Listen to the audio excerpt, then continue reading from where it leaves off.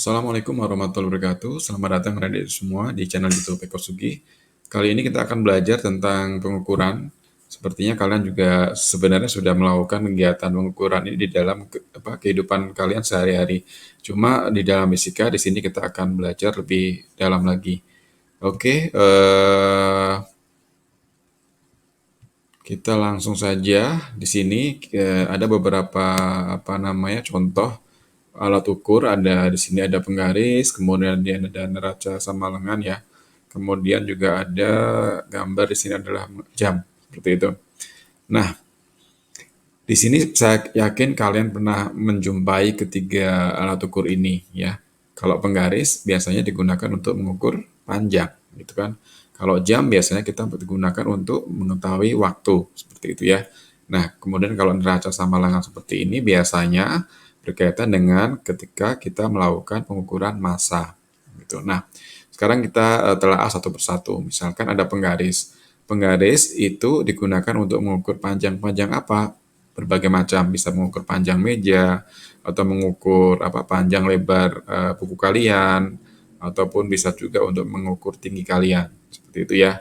Nah, kalau jam pasti dong, kalau ini pasti digunakan untuk mengukur waktu. Misalkan kalian berangkat dari rumah ke sekolah ya, kalau ketika sebelum pandemi, artinya kalian akan pulang pergi dari rumah ke sekolah. Berangkat misalkan kalau sekolah itu masuk jam 7 pagi.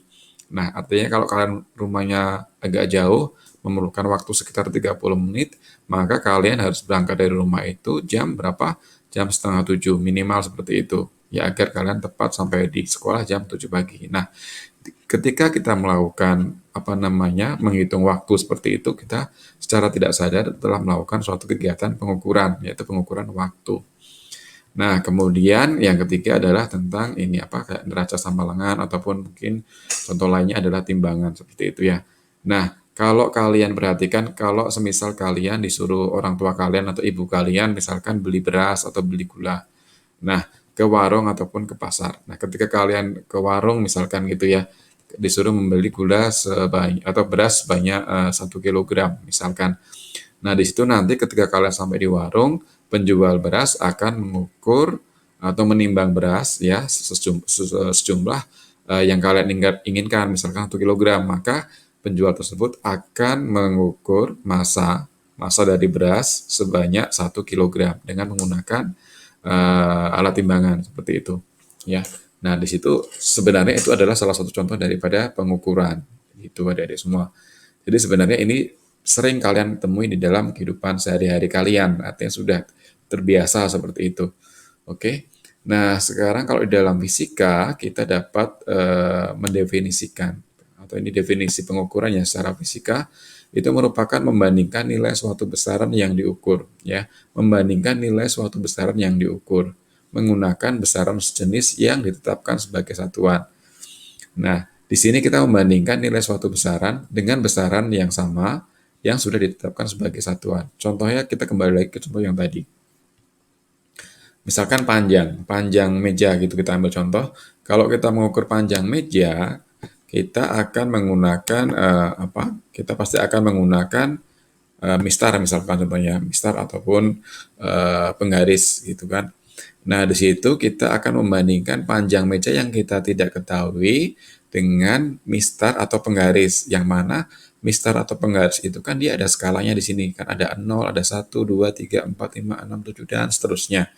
Nah, ini kan tidak ada di meja kalian pastinya kan. Nah, di sini kita melakukan yang namanya pembanding atau membandingkan gitu kan. Panjang meja yang kita ukur yang kita nggak tahu dengan alat ukur yang namanya penggaris ini, sehingga kita nanti tahu ya dari kegiatan membandingkan itu kita tahu panjang meja itu berapa seperti itu. Nah, ini adalah suatu proses yang kita namakan dengan pengukuran ya, jadi sangat mudah sekali.